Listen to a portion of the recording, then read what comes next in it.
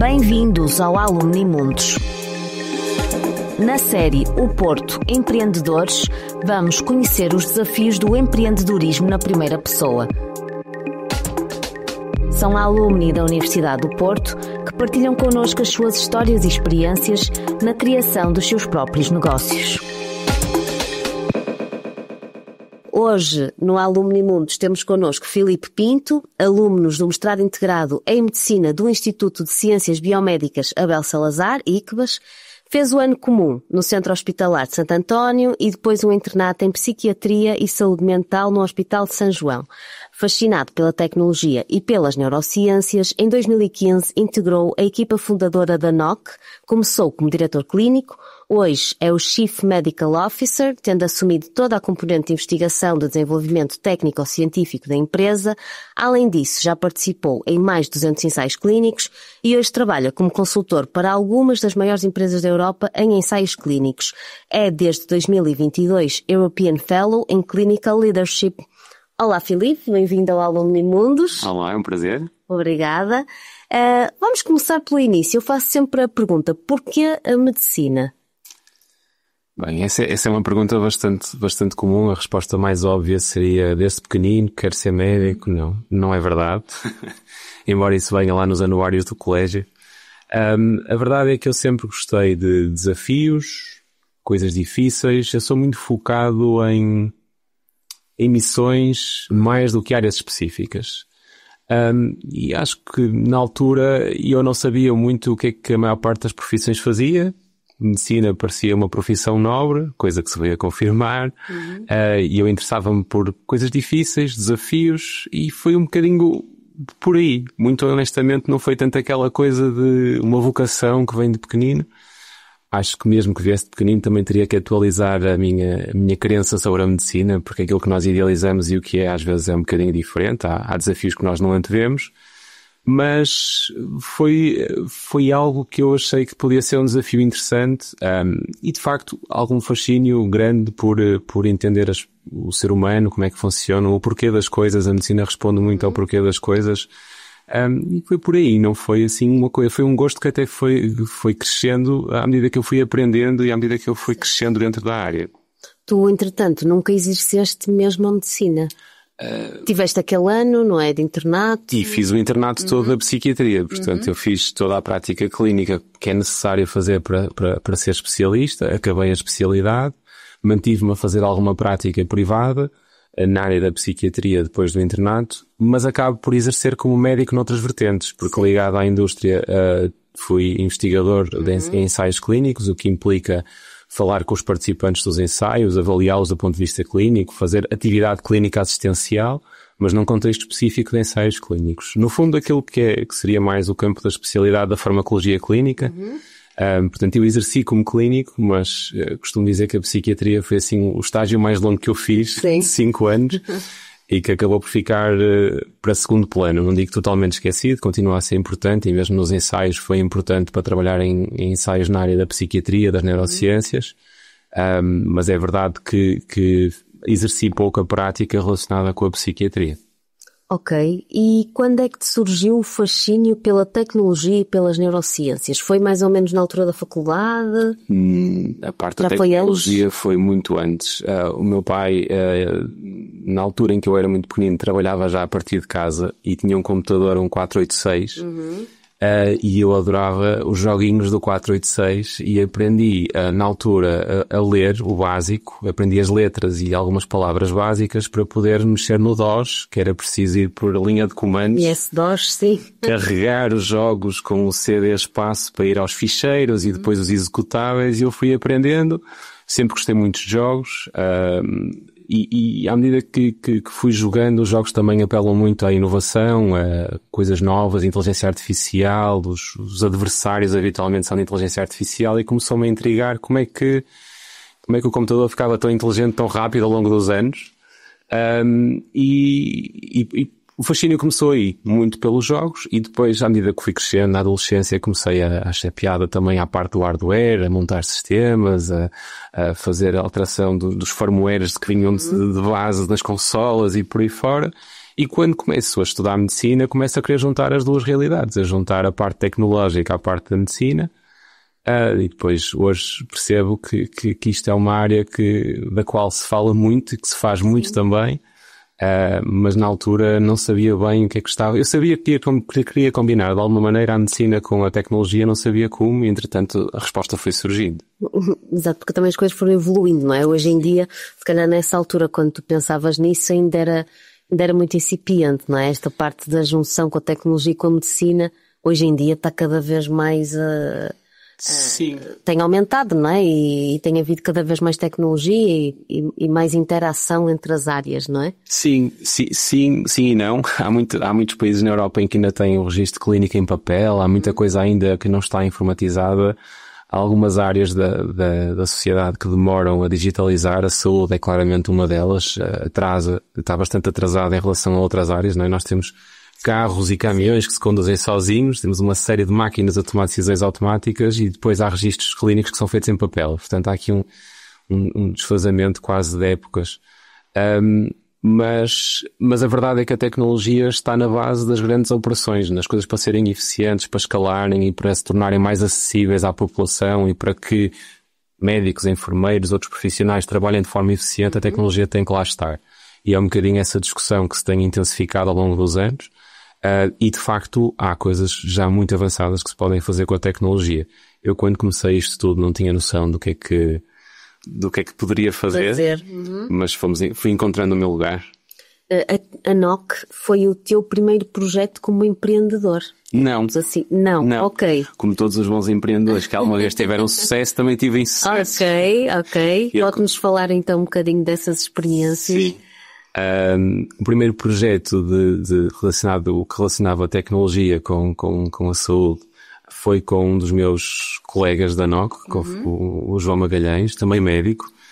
Nunca fez clínica, portanto nós somos dois degenerados, assim com umas carreiras médicas um bocadinho fora da caixa. Na verdade, o João fazia parte de uma empresa de developers jovens que tinha um outro médico, que é o Tiago Alves. Portanto, nós os três, mais outros dois colegas, esses não médicos, mas também bons colegas. Portanto, os 5 juntos começamos a desenvolver uma plataforma que no fundo era uma base de dados para ajudar internos a fazer a manter as suas notas curriculares, porque os internos têm que ir relatando a casuística daquilo que fazem para comprovar a experiência clínica e era tudo muito feito à mão e nós achávamos que aquilo podia ser uma boa opção. Na altura era o PAI, Projeto de Apoio ao Interno. Okay. Não foi bem sucedido, era difícil lidar com as questões da RGPD na altura, não tínhamos track record para mostrar segurança suficiente para manter aquelas bases de dados. Então fizemos um outro projeto, esse mais ligado, na altura já nessa segunda fase já estava na psiquiatria, e fizemos um projeto de realidade virtual para tratar o medo de voar de avião. Foi um projeto bem sucedido do ponto de vista científico, conseguimos implementá-lo na KPLM, na Holanda, fiz lá um estágio, deixamos lá o equipamento e até aos dias de hoje o simulador de voo com realidade virtual continua a ser utilizado. Mas em termos de modelo de negócio era muito difícil de monetizar, era difícil de escalar. Mas foram 2 iniciativas de empreendedorismo que nos permitiram aprender o que é que funcionava melhor, quais eram os caminhos que potencialmente podiam ter mais sucesso e ajudar mais pessoas no final do dia, isso que torna um projeto bem sucedido. Então digamos que a NOC foi o primeiro projeto bem sucedido. A NOC foi... Sim, podemos pôr a coisa nisso. Com pernas para andar, não é? Até hoje. Sim, acho que também fruto da experiência que fomos angariando e das pessoas que estiveram envolvidas, porque entretanto a NOC não eram só estes, foram outros colegas. Até a forma como começou foi muito engraçada. A primeira vez que eu falei com o Zé Bastos, que é o nosso CEO, foi ali na Praia dos Ingleses, num bar, e ele trazia-me um PowerPoint impresso em papel e disse-me, olha, tenho esta ideia. Na altura a NOC não se chamava NOC, chamava-se EO Health. Graças a Deus que o nome entretanto foi mudado, porque de facto é muito mais bonito NOC do EO Health. E ele disse-me, olha, tenho esta ideia, precisamos aqui de criar uma rede de médicos a nível nacional. Na altura era para fazer, era a Uber dos médicos, era para fazer atividade domiciliar. E ele disse-me, ajudas-me? Eu disse, claro, vamos tentar, vamos fazer isto. Olha, mas eu não tenho dinheiro para te pagar. Com um PowerPoint também não estava à espera que tivesses. E até os dias de hoje. Mas sim, tem sido uma aventura espetacular trazer uma coisa do zero e hoje fazer mais de 2.000 consultas por dia com uma rede enorme de médicos é muito gratificante. Pois, isto começou em 2015, não é? Exato. Em 2015, portanto, são 10 anos, não é? Faz este ano 10 anos. Sim. O que é que vocês fazem? Isto para quem nos está a ouvir perceber lá em casa o que é a ENOC. O que é que vocês fazem, efetivamente? Bem, nós somos o maior prestador de telemedicina a nível nacional, fazemos telemedicina, fazemos tanto com a nossa equipa clínica, portanto somos uma clínica de telemedicina com um corpo clínico próprio, fazemos atividade domiciliar também, cobrindo todo o território nacional, temos uma plataforma tecnológica de telemedicina desenvolvida por nós e temos uma plataforma de gestão de jornadas do paciente que é totalmente customizável às diferentes doenças e, portanto, aquilo que nós fazemos é a componente de serviço, prestação de cuidados, é a componente tecnológica, mas, muito importante, é a componente de ajudar hospitais, médicos, enfermeiros a adotar tecnologia, fazer esta translação das ideias, dos conceitos para a prática. E vocês trabalham com o serviço público, privado, ou com ambos? Com ambos. Nós trabalhamos muito com tudo. Nós temos que trabalhar com todas as entidades que, no fundo, subsidiam os serviços de saúde, sejam as seguradoras, seja o próprio Serviço Nacional de Saúde, e equipamos uns e outros com tecnologia e com serviços. Certo. Quais foram os maiores desafios que tu enfrentaste neste projeto até hoje? Por onde é que nós podemos começar? E como é que isto superaste? Podemos já fazer um 2 em 1? Sim. Os desafios de de ser empreendedor, fala-se muito e quase tudo aquilo que se diz é verdade. É difícil, muitas vezes é conseguirmos trabalhar sem ter os recursos todos que achávamos necessários, mas de alguma forma criar soluções alternativas que nos permitem provar que temos de razão sem termos o dinheiro todo que achávamos que íamos precisar para ter razão. Um dos pontos mais importantes é nós conseguirmos consagrar a nossa posição enquanto entidade credível numa certa área. Portanto, conseguir explicar que aquilo que fazemos do ponto de vista clínico é bem feito, que a nossa tecnologia funciona bem, que a nossa tecnologia é boa para os pacientes e na saúde há muitos players envolvidos, não é? Há a entidade que financia, há o profissional de saúde que presta o cuidado, há o paciente, há os familiares do paciente e é conseguir entender o que é que cada um precisa para ter uma boa experiência e para achar que de facto a solução é boa, que é difícil. E é mais difícil se tivermos menos recursos. Certo. Mas temos que começar por algum lado. E a solução passa... Desculpa interromper-te, mas também estamos a lidar com pessoas, não é? Logo por aí é mais difícil ainda, não é? Sim, e também por isso é que é importante, no nosso caso, por exemplo, foi muito importante termos médicos que tinham experiência clínica a arrancar com este projeto, porque conhecer os modos de funcionamento dos serviços, conhecer aquilo que são as necessidades, não só clínicas, mas emocionais, imediatas, operacionais dos próprios pacientes e das suas famílias, é muito importante para fazer levar um projeto a bom porto. Mas, sinceramente, no meio disto tudo, o mais importante são as pessoas que estão connosco, de quem nos ladeamos. Os meus colegas... Eu tenho muito orgulho na equipa que temos hoje na ENOC, somos mais de 120 pessoas do quadro, além de 500 e tal médicos que trabalham connosco numa base regular, mas o perfil destas pessoas, que muitas delas estão connosco há muito tempo, são perfis altamente resilientes, pessoas que perante uma adversidade vão à procura de uma solução antes de se queixarem da falta de recurso porque é tudo difícil mesmo quando temos dinheiro. Ter boas ideias é algo que nós não relacionamos que nós não fazemos decoupling destas ideias, mas não é por eu ter dinheiro que vou ter boas ideias. E portanto, difícil é ter boas ideias, e se nós conseguimos ter boas ideias com pouco dinheiro, ter boas ideias com dinheiro ainda é mais fácil. E termos um pool de pessoas a trabalhar em conjunto, altamente motivadas, muito focadas em arranjar soluções e serem um bocadinho um MacGyver, não é? Arranjarem com pouco fazer muito, é o que no fundo é a fórmula do sucesso. E acho que é o denominador comum que nós vemos na maior parte das startups que vieram a ser scale-ups e unicórnios, é exatamente a capacidade de fazer muito com pouco. E é exatamente por isso que nós temos a força que temos hoje, porque perante qualquer dificuldade, tendo hoje uma equipa muito maior e muito mais recursos, somos muito rápidos a arranjar soluções. Certo. Ok. Neste caso, eu agora, tu já falaste um bocadinho daquilo que foram os teus fracassos, não é? Enquanto empreendedor. O que é que tu aprendeste com esses momentos? Deves ter aprendido alguma coisa, porque depois veio a NOC e já pudeste aí plasmar a tua experiência, não é? Eu acho que uma pessoa aprende muito do ponto de vista pessoal a lidar com a frustração, a lidar com o falhanço, a conhecermos bem as nossas capacidades, mas a conhecermos também as nossas limitações. Aprendemos com o falhanço, nesta coisa do empreendedorismo, aprendemos a saber como nos apoiar nos nossos colegas também. Perceber não só em nós o que é bom, o que é mau, o que é que falha, o que é que não falha, mas também nos nossos colegas, e aprendermos a criar relações de parceria com os nossos colegas imediatos, parcerias tão sólidas que perante a adversidade nós conseguimos sempre superar. E isto exige muita maturidade psicológica, muita maturidade emocional, porque quando nós temos situações que são comuns nas startups, que é o dinheiro acabou, ou o dinheiro está para acabar, como é que nós vamos lidar com isto? Como é que nós nos vamos reinventar? Como é que nós nos vamos adaptar? E tudo isso é uma aprendizagem.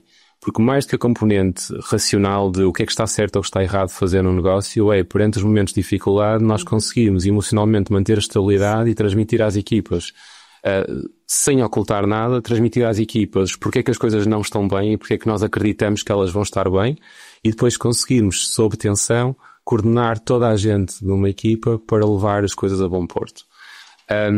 Felizmente, isso são sofrimentos do passado. Uma empresa nunca está livre de voltar a sentir isso, mas o facto de termos passado por experiências mais difíceis e por termos financiamentos negados numa fase inicial, de questionarem repetidamente a nossa capacidade de executar as coisas, de às vezes recebermos comentários até em tom jocoso e ofensivo, e de conseguirmos lidar com isso e dizer, não, eu tenho uma convicção e nós temos uma convicção e nós como equipa vamos levar isto a bom porto, é um processo que nos confere muita resistência e muita resiliência. Portanto, daí para a frente as coisas ficam... Isso é claramente uma aprendizagem, porque daí para a frente as coisas ficam mais fáceis, e conseguimos não levar as coisas tanto como pessoal. Porque às vezes o problema é... Criar uma distanciação, não é? Sim, e isso é importante, porque quando as coisas falham e nós personalizamos e dizemos eu não consegui, ou às vezes sim, a falha é nossa e também temos que a reconhecer, mas muitas vezes é uma questão de a mensagem não está correta, o ecossistema não está pronto, vamos ter que abordar o ecossistema da saúde de outra maneira. Isto aconteceu-nos muitas vezes até nós acertarmos as mensagens e aprendermos, mas se nós sentirmos isto sempre como algo totalmente pessoal e não nos apoiarmos nos nossos colegas, não trabalharmos em equipa, não se faz. Acho que simplesmente não se faz empreendedorismo sozinho. Ou então isso não há de ser empreendedorismo, há de ter outro nome qualquer. Mas a grande aprendizagem acho que é mais em termos de maturidade psicológica e emocional, conseguir gerir todas aquelas fases iniciais e obviamente depois começam a entrar muito mais os hard skills, saber tecnicamente como é que se gera uma empresa, como é que se faz desenvolvimento científico, como é que se faz desenvolvimento técnico, e os soft skills depois estão lá para apoiar tudo isto e a coisa fica robusta. Mas numa fase inicial a aprendizagem é essencialmente emocional.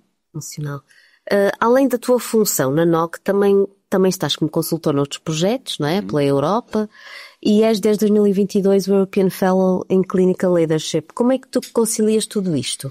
A minha atividade absolutamente central é a NOC, e eu não acho que para nós fazermos as coisas muito bem feitas possamos dispersar demasiado. Há, no entanto, alguns trabalhos que eu vou fazendo para me manter ligado à componente técnico-científica mais médica, e muitas vezes até com sinergias, porque quando nós trabalhamos na transformação digital, obviamente há muita coisa de contexto do ecossistema que nós precisamos de conhecer, manter contacto. Eu preciso de me manter atualizado em relação às tendências de desenvolvimento farmacêutico, de dispositivos médicos e afins, e obviamente as minhas competências acabam por também ser interessantes para empresas que precisem de consultoria nessa área. Mas sem dúvida alguma que 98% do meu tempo é passado a trabalhar para a NOC. Na NOC, sim. Podíamos falar aqui um bocadinho, acho que já nos respondeste um bocadinho a esta questão, mas podíamos falar um bocadinho quais as lições mais importantes que tu aprendeste na tua carreira como empreendedor?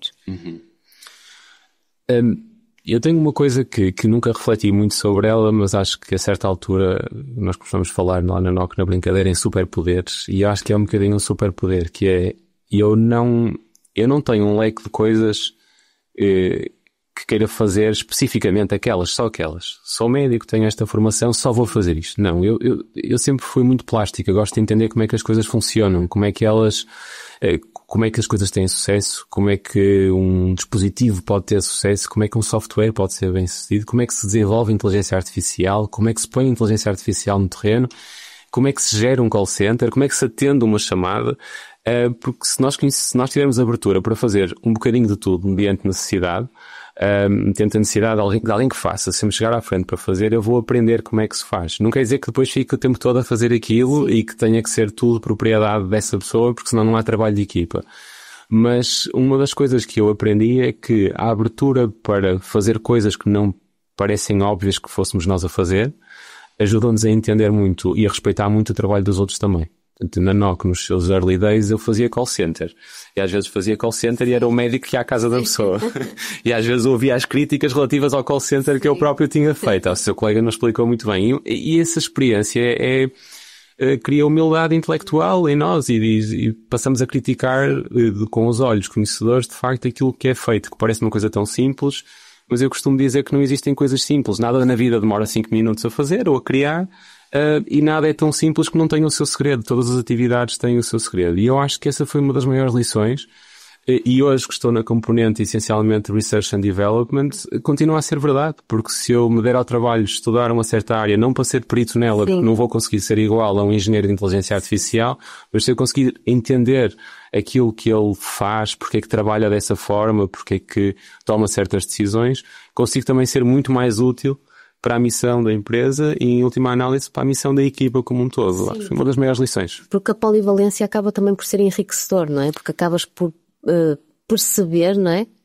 O que é que o outro está a fazer e também, se calhar, é isso que tu dizes, olhar com alguma humildade e acompanhar melhor o processo, não é? Mesmo que não faças aquilo com extremo rigor, não é? Consegues perceber o processo e acompanhá-lo de outra forma que, se não entendesses, se calhar não conseguias, não é? E na transformação digital da medicina, isso é absolutamente crítico, porque uma das grandes dificuldades é nós pegarmos na componente técnica do que é um software pesado, complexo, com modelos preditivos, AI, etc., e conseguir trazê-lo para a prática clínica. Só é possível se eu também perceber da prática clínica. E, portanto, esta capacidade ou esta vontade de estudar um bocadinho daquilo que não são as minhas competências core, que até me dá muito mais trabalho e obriga-me a muito mais esforço, no final do dia acaba por ser o tal superpoder que me permite dizer assim, ok, eu com base nisto estou a ver de um lado e do outro, acho que a ponte pode ser esta. E eu não sou a única pessoa com esse perfil na NOC, na verdade somos muitos e por isso é que a coisa corre bem. É esta capacidade que temos de passar de um conceito técnico para um conceito mais clínico, vem dessa capacidade também de nos predispormos a estudar coisas que são da fora da nossa área e não dizemos que não há nada à partida. A tua prática clínica para já está encostadinha na gaveta, não é? Sim. e cada vez mais... Alguma vez te vês a voltar a isso? Nunca deixas de o ser, não é? De facto, mas... Da mesma forma que eu não escolhi chegar até... Da mesma forma que eu não escolhi chegar até este ponto. Ou seja, de ter deixado a prática clínica numa base regular, também não penso muito sobre o que é que vou fazer nos próximos 5, 10 anos. Eu acho que vou fazer aquilo que causar mais impacto. Eu, no final do dia, aquilo que quero é cumprir com a minha missão principal, que é fazer coisas que sejam boas para a sociedade. Se eu conseguir fazer uma coisa que é boa para muita gente, prefiro versus fazer coisas que sejam boas só para uma pessoa. Mas se por algum motivo a vida me encaminhar para não ser possível a fazer tão bem a tanta gente, então terei que perceber onde é que é o meu lugar. Eu acho, acho que aquilo que a vida me ensinou é que tenho que me adaptar às condições que a vida vai trazendo. Claro que me esforço todos os dias para manter aquilo que me dá mais prazer e aquilo que hoje faço dá-me um gozo imenso. Aquela coisa que se diz de escolhe um trabalho que tu gostes e não vais trabalhar nenhum dia. É super cheesy, mas eu acho que isso se aplica bastante a mim. Sim, é verdade. Não me custa, tenho muito gosto e especialmente na área da inovação, descobrir todos os dias coisas novas para ajudar o sistema de saúde a funcionar melhor é algo que me gratifica muito. Sim, é uma área que tem constante evolução, portanto não será uma coisa para estagnar nos próximos tempos. Não há sinais disso, não.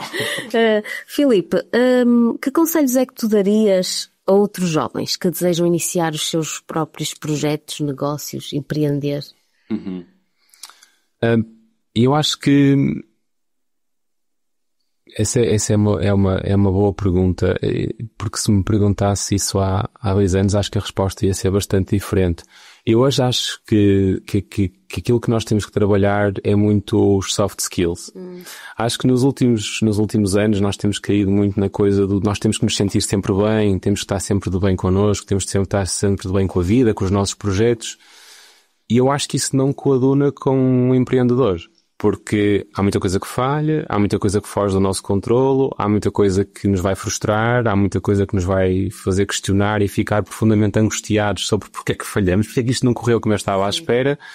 E, portanto, o primeiro passo será estar psicologicamente predisposto para coisas que nos deixam desconfortáveis. É precisamente o contrário daquilo que se vai vivendo hoje em dia, que é uma tendência para procurarmos o nosso lugar, para estarmos sempre de bem com a vida.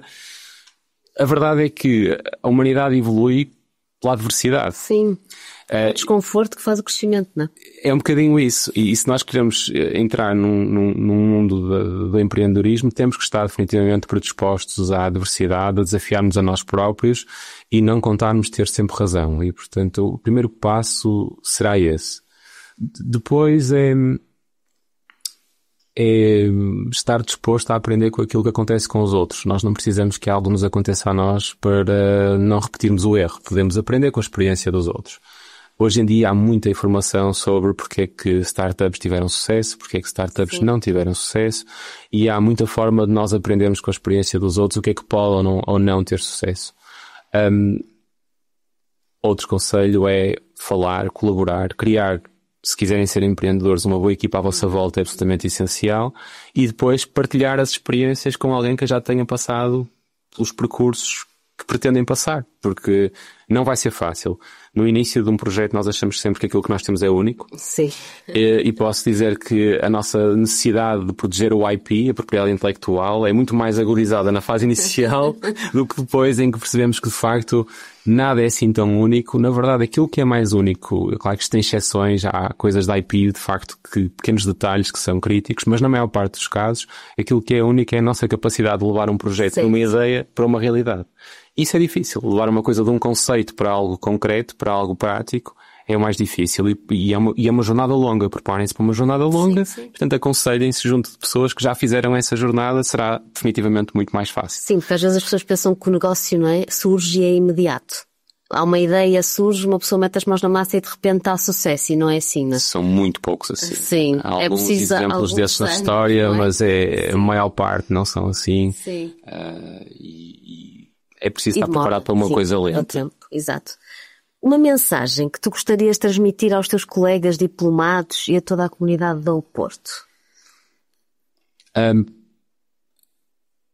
Aos meus colegas que ainda estão atrás do diploma, o que eu gostava de transmitir, que foi uma aprendizagem minha também, foi um curso, a faculdade, um mestrado, um doutoramento.